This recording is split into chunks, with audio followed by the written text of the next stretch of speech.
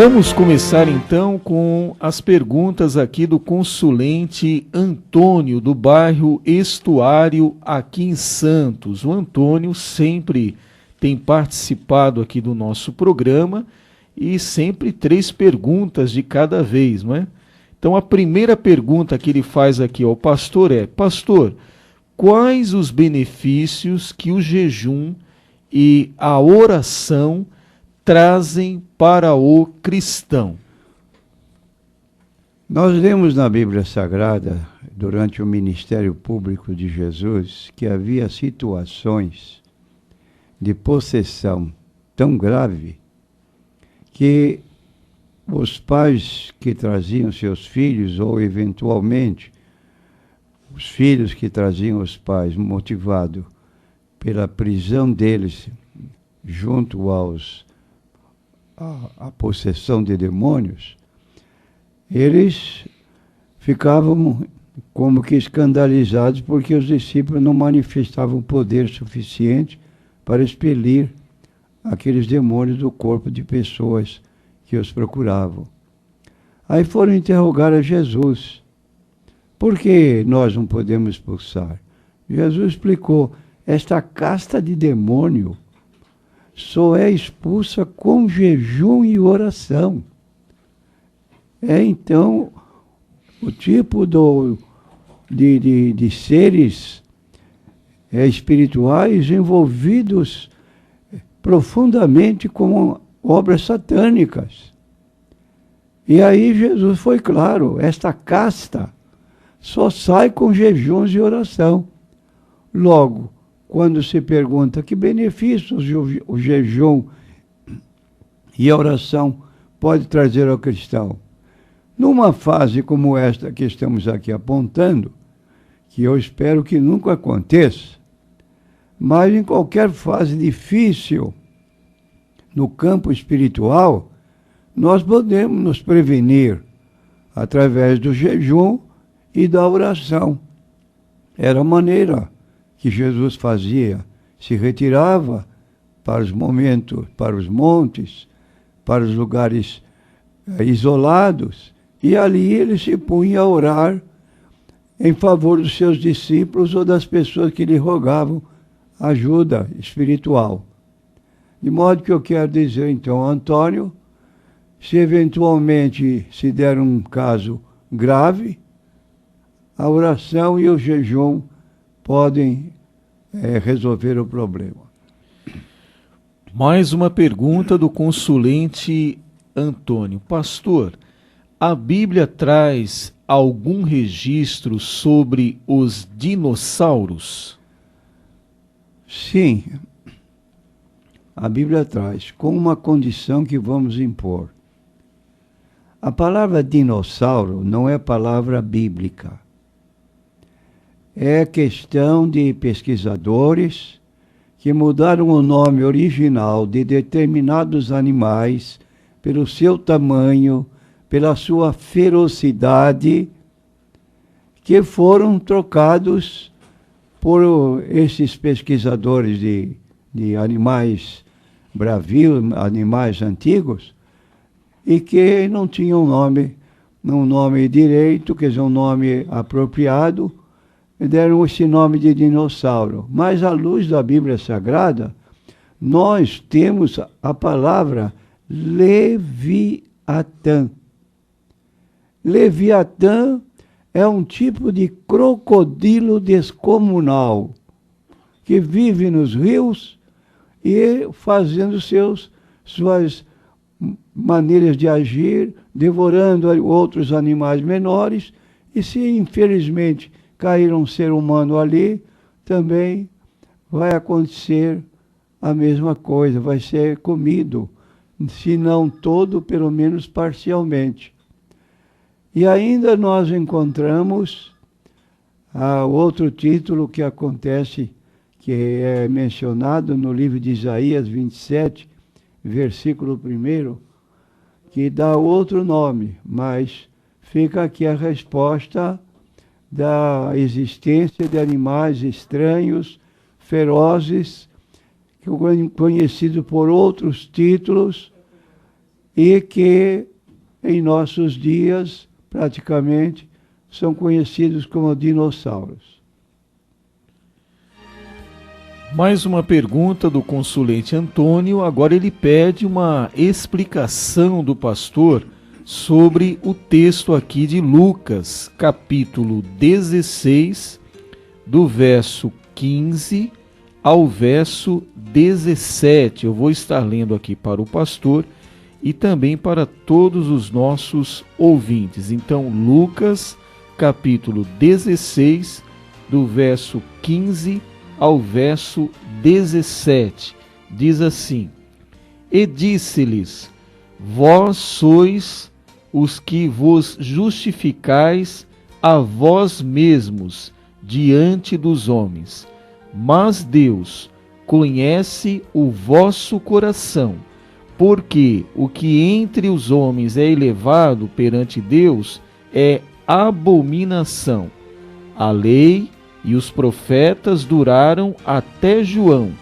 Desde então é anunciado o reino de Deus, e todo homem emprega força para entrar nele, e é mais fácil passar o céu e a terra do que cair um tio da lei. Muito bem, vamos à explicação do pastor então.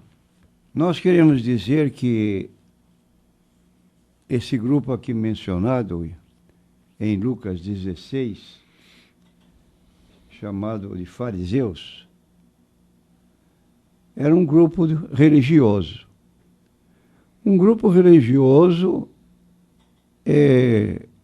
com a convicção de que eles eram pessoas quase perfeitas, se assim pode-se dizer. Para serem reconhecidos pelo povo, suas manifestações religiosas eram feitas publicamente, de modo que fossem apreciados. Por exemplo, praticavam o jejum e apresentavam-se com o rosto de pessoa enferma, que dormiu mal, não teve tempo de lavar-se, cabelo desgrenhado, a ponto das pessoas levantarem a pergunta: você está doente? Ele dizia não.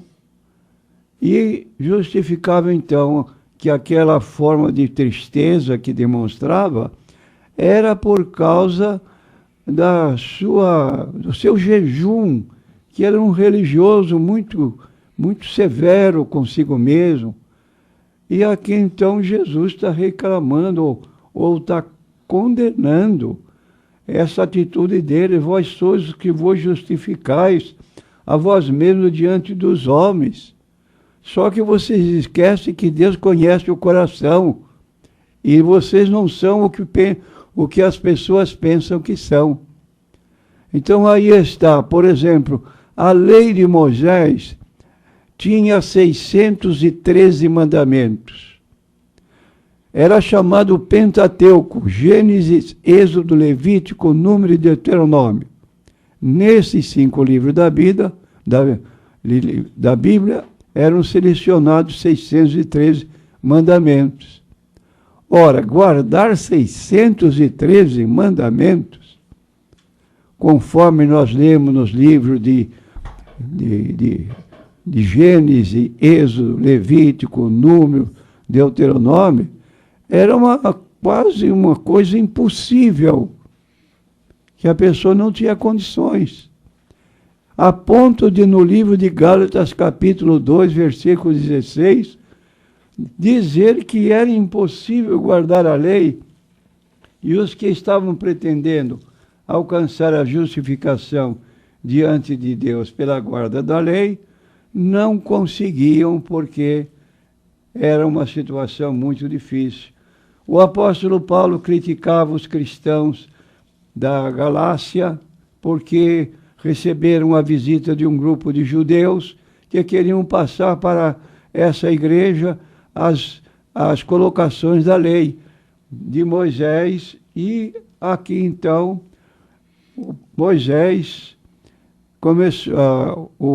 Jesus começou a recriminar os cristãos dessa cidade porque estavam abandonando a fé que tinham em Jesus para se subordinar à lei. E aqui está escrito então em Gálatas 2,16, sabendo que o homem não é justificado pelas obras da lei, mas pela fé em Jesus Cristo. Temos para sermos justificados por Cristo. Porque pelas obras da lei nenhuma carne será justificada. Então está perdendo tempo, porque nenhuma carne vai se apresentar diante de Deus em dia com a declaração que guarda a lei, pela exigência da própria lei. Logo, a pessoa que aceitasse a Jesus como Salvador encontrava salvação. E aqui nós temos mais uma declaração no capítulo 3 de Gálatas, versículo 1. Veja como Paulo trata os seus discípulos da cidade da Galácia.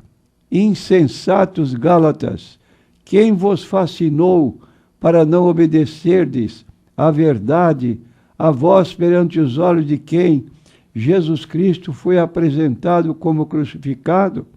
Só quisera saber isto de vós: recebestes o Espírito pelas obras da lei ou pela pregação da fé? Sois vós tão insensatos que, tendo começado pelo Espírito, acabeis agora pela carne? Está aqui claro o apóstolo Paulo fazendo uma reprimenda contra aqueles cristãos que haviam aderido. E é o que acontece hoje. Pessoas que acham que podem guardar a lei de Moisés, e não sabem que esta lei não tem apenas 10 mandamentos, como falam alguns, tem 613 mandamentos. E quem é que consegue guardar? Ninguém consegue guardar, cai sobre o juízo da lei, e a lei declara: maldito todo aquele que não permanecer em todas as coisas que estão escritas no livro da lei. Em vez de receber bênção, é maldição. A próxima pergunta vem do Rodrigo, do bairro Enseada, no Guarujá. Ele fala aqui de uma situação bastante complicada. Pastor, se uma pessoa está separada do marido, esse marido formou uma nova família, pastor.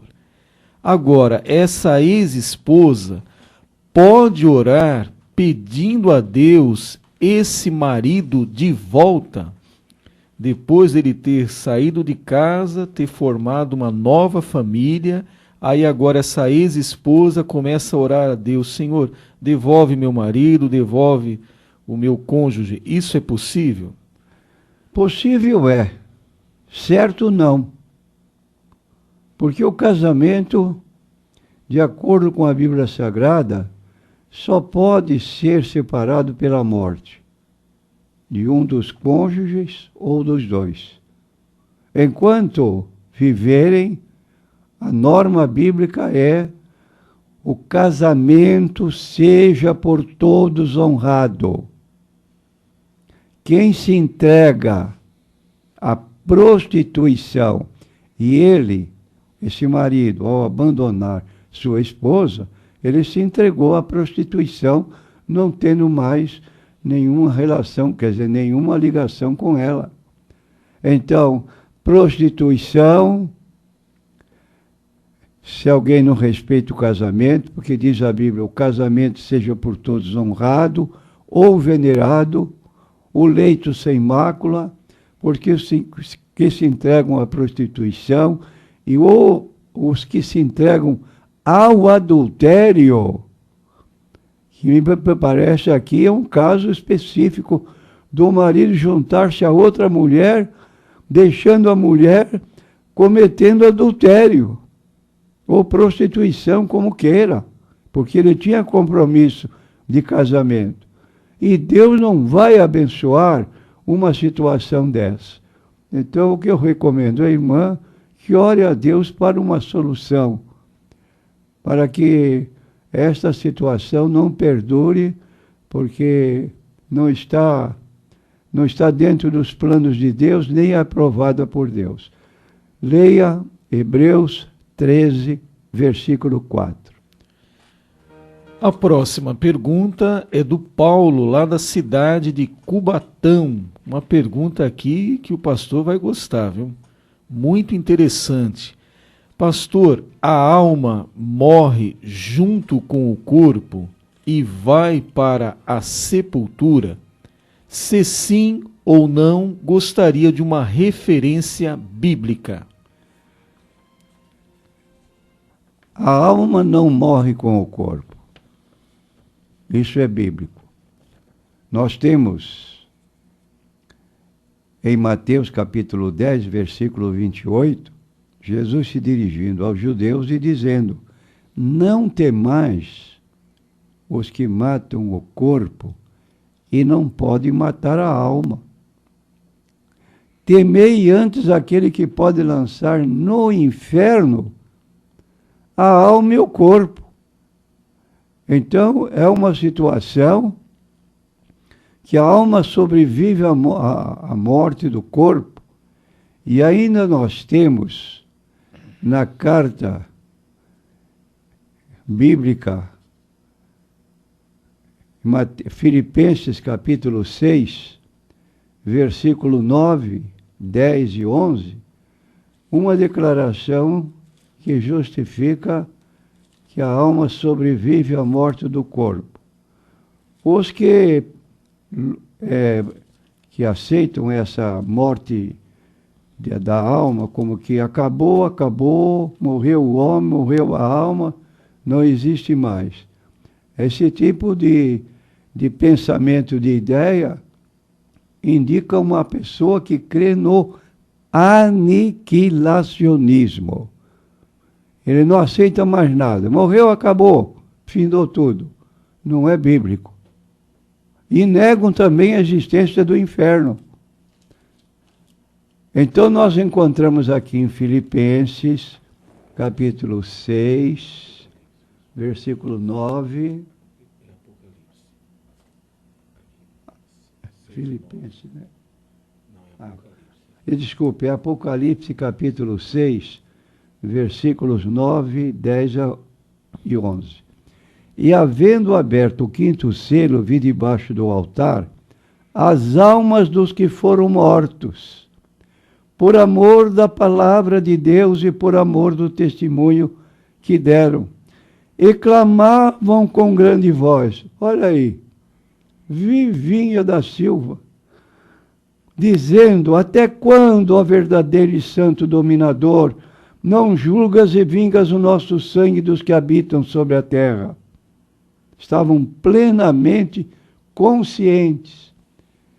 E a cada um foi dado uma comprida veste branca, e lhe foi-lhe dito que descansasse ainda um pouco de tempo, até que também se completasse o número de seus conservos e seus irmãos que haviam de ser mortos como eles foram. Então são cristãos martirizados diante da grande tribulação, e aqui estão conscientes, pedindo juízo para os seus algozes, que agiram de modo malévolo contra eles, e aí podiam então ter um descanso melhor. Então a alma dos que deixam a vida aqui, que como aconteceu aqui no caso, foi a morte que se deu durante a grande tribulação, e eles estavam então conscientes da forma como tinham sido mortos fisicamente, e agora como estavam numa situação diferente de descanso.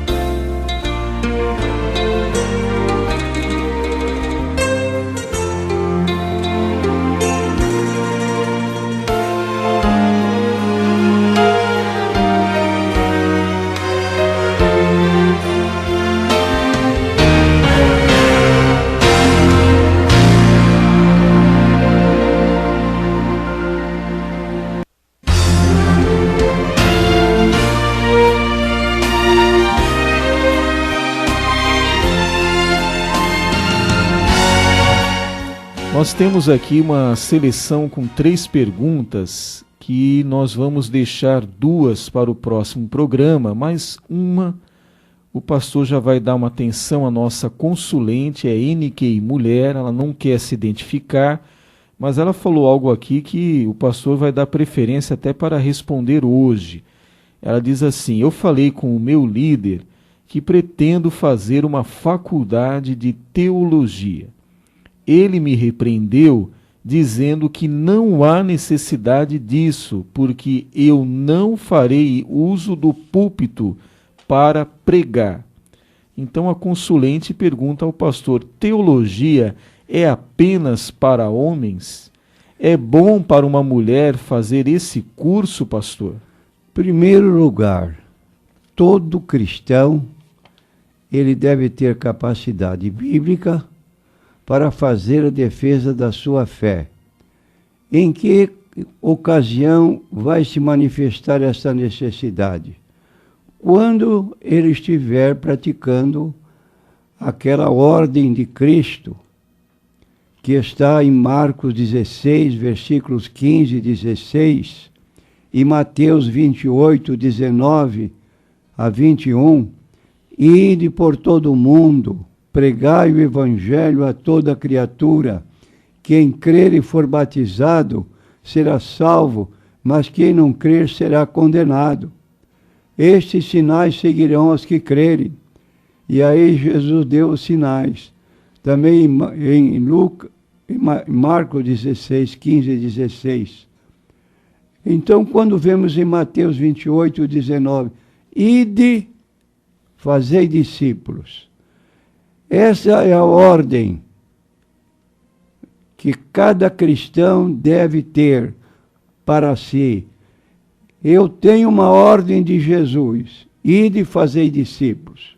Fazer discípulos não é uma pessoa ignorante que não conhece Bíblia. É pessoa que conhece não apenas Bíblia, mas conhece doutrinas bíblicas, sabe explicar e fazer a defesa da fé. Uma pessoa que é levada às águas batismais e não tem consciência de doutrina bíblica, ele vai ficar lá sem saber o que está fazendo. E a propósito, eu quero dar aqui uma razão para a nossa consulente sobre a sua necessidade de você ser uma apologeta, não apenas uma pessoa que conhece Bíblia, mas que você tenha a utilidade que as igrejas hoje não têm. De certo modo, nem pastor conhece como é que faz a defesa da fé usando desse recurso que é apologia. Então, o propósito de Deus para nós é que depois de salvos, cheguemos ao pleno conhecimento da verdade. Porque isto é bom e agradável diante de Deus, nosso Salvador, que quer que todos os homens se salvem e venham ao conhecimento da verdade. Entretanto, prevalece em alguns meios evangélicos o ensino segundo o qual não importa o que a pessoa creia, uma vez que seja sincero naquilo que crê. Olha que argumento, não importa. E porque se tem dado muito pouco valor ao ensino da palavra de Deus, as seitas estão crescendo com membros de nossas igrejas. Ocorre num sentido figurado o que denunciou o profeta Ageu ao povo dos seus dias, afirmando que o povo estava semeando muito, mas recolhendo pouco, e o pouco que recolhiam ainda estavam ajuntando em saco furado. Ageu, capítulo 1, versículo 6. Que tristeza ler isso, ajuntar em saco furado. Há uma tendência em certos meios de não somente procurar diminuir o valor de ensinos doutrinários ou bíblicos, como também dispensá-los completamente como sendo desnecessários e inúteis. Um exemplo: quase todas as igrejas evangélicas creem com a doutrina fundamental a Trindade. Muito bem, está correta. Quantos estão em condições de poder não só definir a doutrina da Trindade, como também indicar a base bíblica para a sua fé nesse ponto doutrinário. E agora, eu gostaria que a nossa consulente respondesse numa ocasião posterior se ela conhece a doutrina da Trindade, se ela tem aptidão para definir a doutrina para quem lhe pedir a razão dessa crença. Então, nós temos aí essas condições que é preciso mudar essa maneira de pensar. A tragédia espiritual de muitos crentes é que não atentam para isso. Podemos pagar muito caro por uma só ignorância espiritual. A que situação se pode chegar quando falta o conhecimento dos ensinos fundamentais da Bíblia? Tiremos um exemplo da Bíblia. Quer ver? Segundo Reis, capítulo 4, versículo 39 a 40. Um grupo de profetas entrou no mato para colher uma comida, para se sustentar. Estavam num tipo de cabana no meio do mato. Então um deles saiu ao campo a apanhar ervas e achou uma parra brava. Colheu dela, enchendo a sua capa de colossíntidas. E veio e as cortou na panela do caldo, porque não as conheciam. Repetindo, não as conheciam. Assim deram de comer para os homens. Sucedeu que, comendo eles daquele caldo, clamaram e disseram: homem de Deus, a morte na panela. E não puderam comer. Que coisa triste, né? Preparar obreiros e eles não estão preparados. A importância da doutrina bíblica. 2 Timóteo 2,15. Procura apresentar-te a Deus aprovado, como obreiro que não tem de que se envergonhar, que maneja bem a palavra da verdade. 1 Timóteo 4,16. Tem cuidado de ti mesmo e da doutrina, persevera nestas coisas, porque fazendo isto te salvarás tanto a ti mesmo como aos que te ouvem. 2 Timóteo capítulo 4, versículos 3 e 4.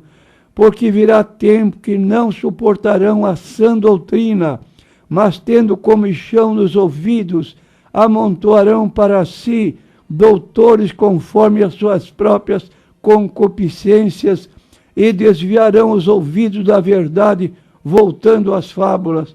Que coisa terrível! Como é que pode haver um abandono da fé e substituir por fábulas? E ainda mais, em tudo te dá por exemplo de boas obras. Na doutrina mostra incorrupção, gravidade, sinceridade. Tito 2:7. Não vos deixeis levar em redor por doutrinas várias e estranhas, porque é bom que o coração se fortaleça com graça e não com alimentos que de nada aproveitam aos que deles se entregaram. Hebreus capítulo 13, versículo 9. O conhecimento doutrinário é um baluarte contra o erro. Minha prezada irmã, não deixe que ninguém atrapalhe seus estudos. Uma das atividades prediletas do diabo é subtrair a palavra de Deus. Mateus capítulo 13, versículo 19. Ouvindo alguém a palavra do reino e não a entendendo, vem o maligno e arrebata o que foi semeado no seu coração. Este é o que foi semeado ao pé do caminho. E disse Jesus, em Mateus 22, 29, errais, não conhecendo as Escrituras, nem o poder de Deus. Palavra de Jesus Cristo. Você não conhece Bíblia? Então, seu caso é grave. E, finalmente, temos aqui a palavra maravilho-me de que tão depressa passasseis daqueles que vos chamou a graça de Cristo para outro evangelho, o qual não é outro, mas alguns que vos inquietam e querem transtornar o evangelho de Cristo. Mas ainda que nós mesmos, um anjo do céu, vos anuncie outro evangelho, além do que já vos tenho anunciado, seja anátema. Sabe o que significa esta palavra? Esta palavra significa amaldiçoado. Assim como já vos dissemos, agora de novo também vos digo, se alguém vos anunciar outro evangelho, além do que já recebestes, não vou repetir a palavra. Gálatas, capítulo 1, versículos 6 a 9. Leia, para você poder entender.